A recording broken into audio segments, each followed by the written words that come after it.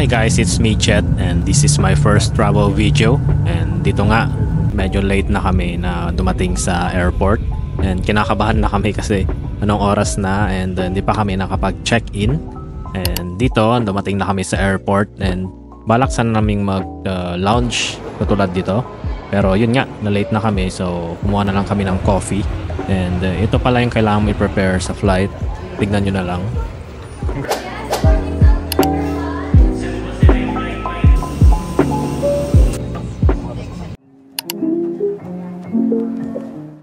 Unang apak ko sa foreign land.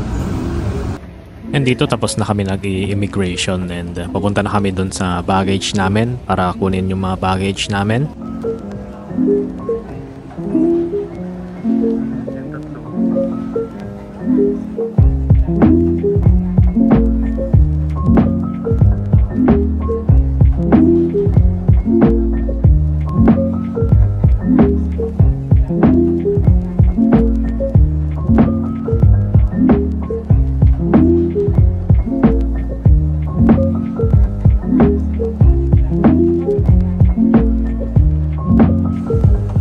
Pagdating namin sa arrival, malit pa lang yung tao kasi madaling araw pa lang naman. And dito ka pala bibili ng SIM card kung gusto nyo bumili. And meron din sa Klook, nagkakalaga ng 406 pesos siya. At dito nagpapalit na rin kami ng pera. 3 million is worth 7,200 plus sa atin, plus fee na yon. So since madaling araw pa lang is nagbook muna kami ng Grab papunta dun sa pagtutuloyan namin sa may old quarter din. So itong Hanoi Lucky Hostel, malapit lang siya sa St. Joseph Cathedral, isang kanto lang lalakarin nyo. And dito nag-advance booking na kami para papatuloyin pa rin kami kahit madaling araw na kami dumating. And naghihintay naman siya. So ito, quick room tour muna tayo guys. Kompleto naman siya sa hotel amenities. Yung sa amin lang is hindi namin mabuksan yung TV kaya hindi namin nagamit.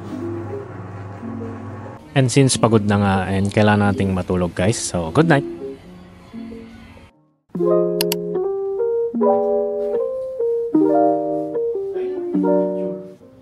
Good morning, good morning, good morning. And outfit check muna tayo guys dito. And sila pala yung kasama ko dito guys, Jason at si Vanessa dito sa ating Vietnam tour.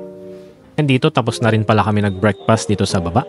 And papunta na rin kami maglalakad-lakad muna dito sa Vietnam and titignan namin kung saan kami pwede kumain ulit.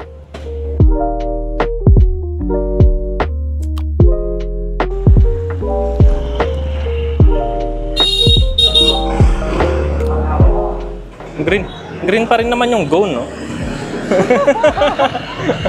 Ay, green. Doon tayo sa ano? Dito? Yeah.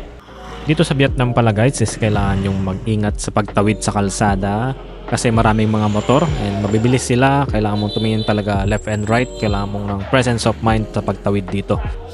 And unang activity pala namin is pagkain agad. Ito yung tinatawag nilang pho. Ito yung sikat sa Vietnam na noodles and masarap daw ito. So ito-try namin. Meron din tong, hindi ko alam anong pangalan nito. So meron din kaming binigyan din kami ng sugar cane dito kasi hindi naman kami nag-order pero binigyan pa rin kami. And since nakikigamit kami dun sa kabilang tindahan kasi puno dun sa tindahan na isa. And ito na nga pala yung pho and ito yung sugar cane na inumin namin. Ito yung paggawaan ng sugar cane na pinagpuan namin. Baka siguro binentahan na rin kami ng sugarcane na inumin kasi mupo kami dito sa tindahan niya. But okay lang naman kasi masarap naman yung inumin niya.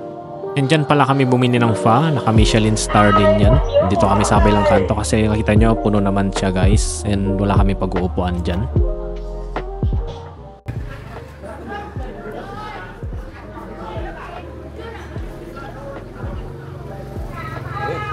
Kahit kunti lang yung umukuan niya. Kumugtar na yung sili. Kumugtar? Oo, nakakapay ako po. Allah, so magiging banda tayo dito, magiging boat na tayo.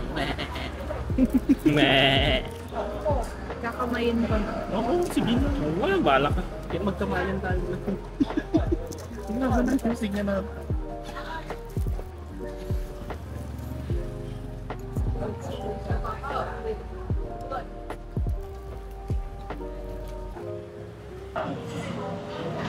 This is Vanessa. Hi, Vanessa.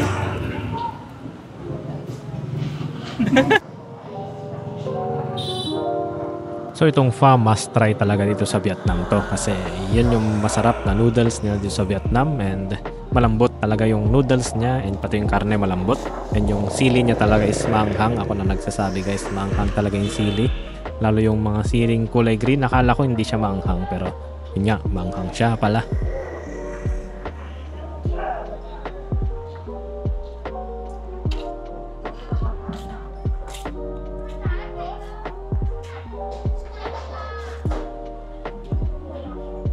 So eto nga, enjoy na enjoy kumain, pero yun nga, nakahalangan na yan. Kaya dito trinay ko na lang yung drinks nila kasi medyo nakahalangan na ako sa pagkain.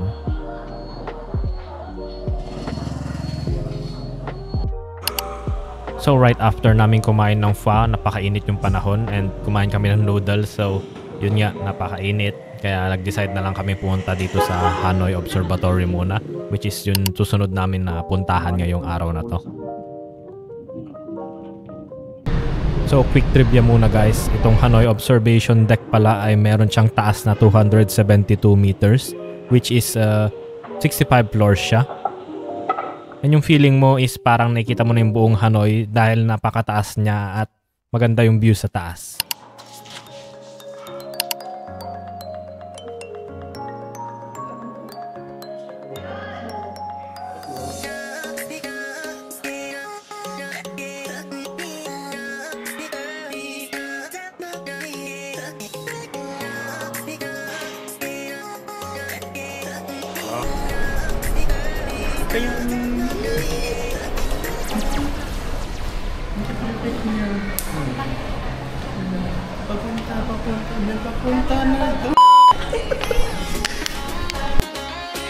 So ilalagay ko na lang dito yung price ng ticket na nabili namin. 3 na kami dito.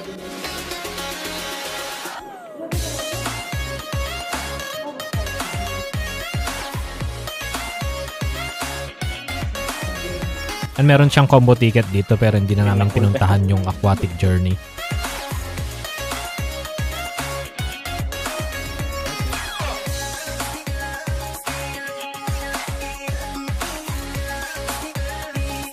And before kayo tumaas dun sa Hanoi Observatory, meron pa picture dito na Hanoi Observatory na nakalagay yung pangalan niya. And dito rin naman kayo mag-exit mamaya, so okay lang na after nyo na lang dun sa Hanoi Observatory magpa-picture dito.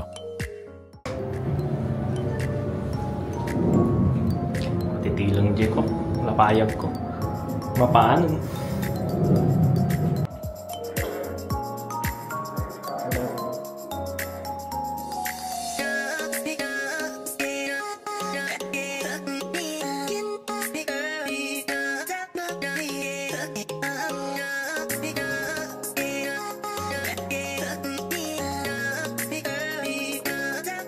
At dito may kita nyo kung bakit ko nasabi na halos makita mo na yung buong Hanoi dito sa taas ng observatory, kasi kitang kita nyo naman. Feeling ko nakikita ko na yung buong Hanoi dito sa taas kasi ang lilit ng mga buildings na nakapalibot dito sa Hanoi Observatory. Yeah! Bani! May naiwan! May naiwan! Halika na!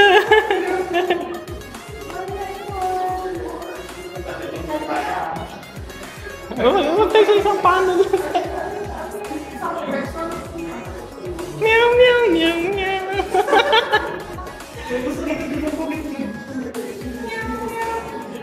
Hindi ka naluluna ba? Hindi, huwag mong tignan. Pag-selfie ka. Kasi ka ni. Natiti kita. Wala, tama din. We're at the heart.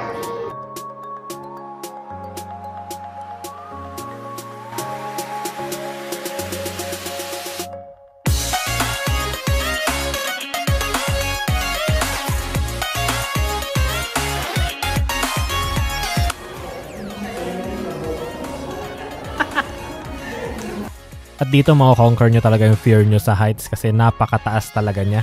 Pero enjoy naman siya pag pumunta kayo dito sa glass na to.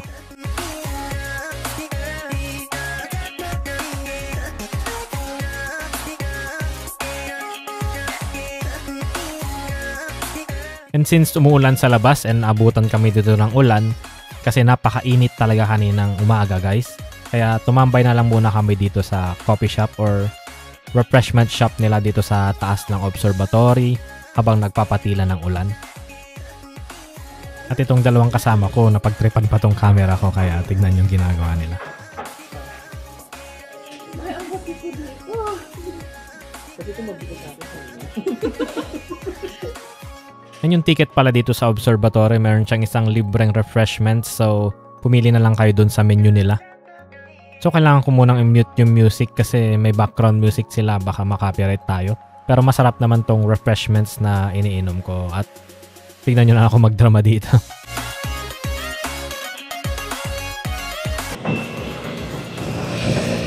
Ba't ang tinitignan natin sa baba kanina? Oo.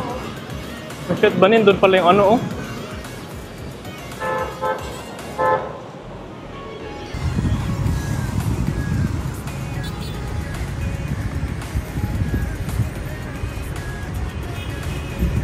Dajigam-jig ko. Yeah?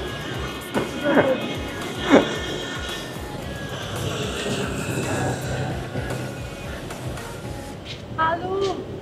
And right after, nag-take na kami ng Grab and punta na kami dito sa susunod na destination namin, which is tong Cafe Gyang, na isa sa mga bucket list namin tong egg coffee nila kasi nakikita rin namin sa TikTok or Facebook tong Cafe Gyang na to.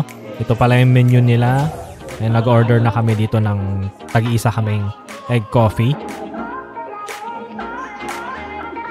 Yung masasabi ko lang dito guys sa egg coffee na is masarap siya. And yung ayaw ko lang is yung upuan nila kasi hindi ako sanay doon sa maliliit na upuan. And maraming tao nung pumunta kami kaya yun, medyo crowded yung lugar.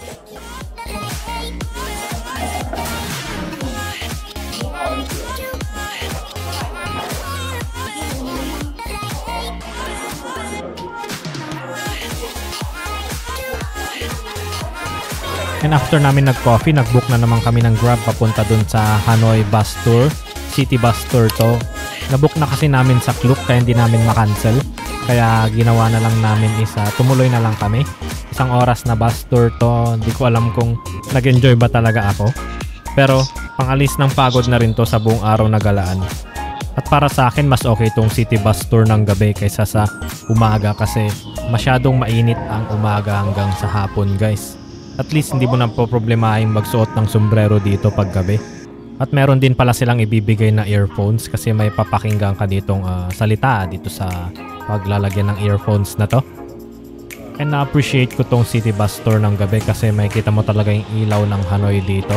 Kaysa sa umaga, makikipaglaban ka pa talaga sa init ng araw. At gagamit ka ng sombrero kasi may bibigay din silang sombrero pag umaga. Pero tignan nyo na lang guys tong video ko ng gabi ng city bus tour. Mag-enjoy muna kayo.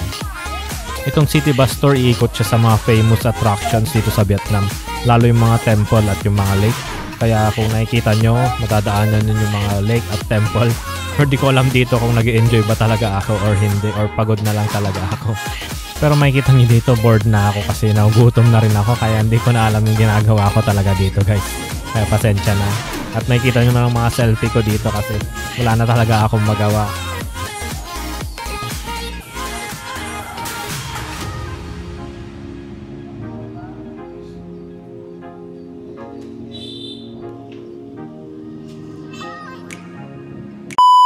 So tapos na yung city bus tour namin and dito naghanap na kami ng pagkakainan. Kahit saan na kami kumain kasi gabi na talaga and gusto namin pumunta sa Train Street kaya mabilisan lang namin kinain tong buncha. Kaya hindi na rin ako nakapag-video kasi gutom na talaga ako guys. So ito na yung last part ng galaan namin this day, which is tong Hanoi Train Street. Makikita nyo talaga pag gabi ang ganda-ganda ng kulay niya dito guys. Napaka-colorful and buhay na buhay tong Hanoi Train Street pag gabi. Kasi marami talagang nag-iinuman at kahit di ka man bumili ng alcohol, meron naman silang coffee drinks dito. Katulad tong coconut coffee and orange coffee. And paparating na yung train kasi last train na to. Panoorin nyo lang yung position ko kasi napakadelikado tong position ko at napili kong position talaga kasi napakalapit ng train sa akin. And yung last train pala is 9:30 PM. Kaya kung gusto nyo pumunta ng gabi, ito yung last train na schedule nila. So kaya dyan ako nakapwesto kasi gusto kong kumuha ng picture nitong train pero nagkamali ata ako ng posisyon kasi nakakatakot talaga. Ito pala yung photo na nakuha ko.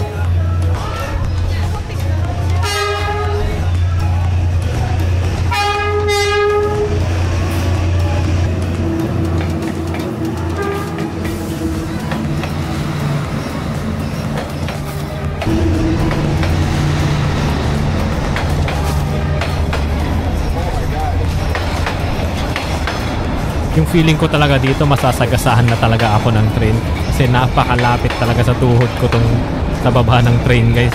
And makikita nyo takot na talaga ako dyan pero hindi ko na talaga may urong yung upuan ko palikod kaya wala nang magagawa. And meron pala yung mga ibang nakausli doon sa baba ng train. Feel ko talaga tatama doon sa akin pero yun, buti hindi ako na ano dito.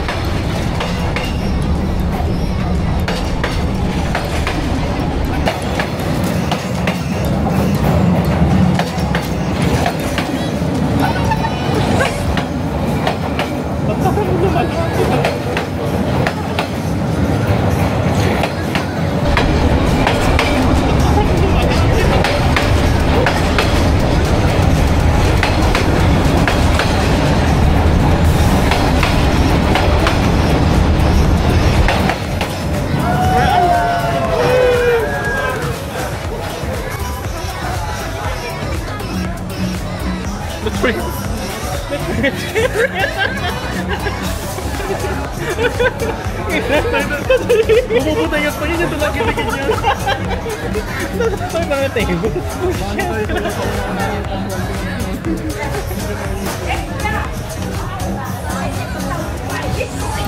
Kinalagat, adat ka lang.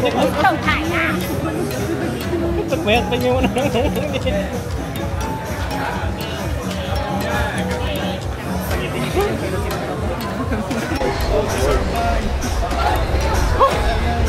hindi ako minga dun.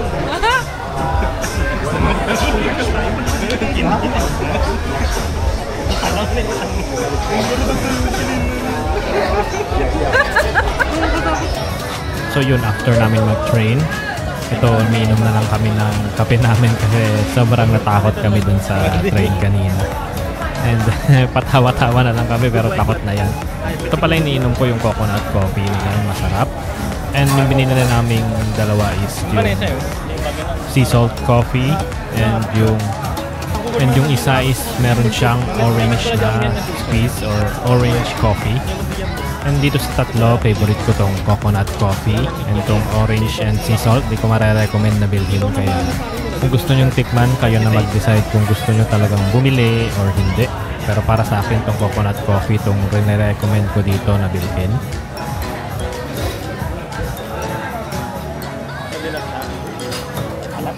Kaya sa taas natin yung maalat. Tone niya.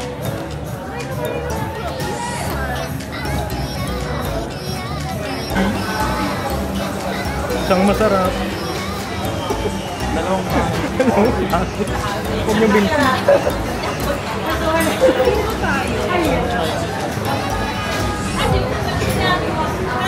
So yun nga, maraming tao dito sa train street kaya medyo maingay pero okay lang, enjoy rin naman. And dito pala kami umupo na store dito sa Gadungduong. Hindi ko alam kung tama ba yung pronunciation ko pero dito ako umupo na part. Yung? Kaya lumalapit eh. Kaya lumalapit nga kanina. Naglalakad na kami pa uwi kasi gabi na and kailangan namin magpahinga. And that's it for today, folks. The train station last, but that's a extremely close encounter with the train. But yeah, it's time to sleep because it's 11 o'clock and I need to sleep for tomorrow and there's a lot of things to do. So yeah, bye. ご覧いただきありがとうございます。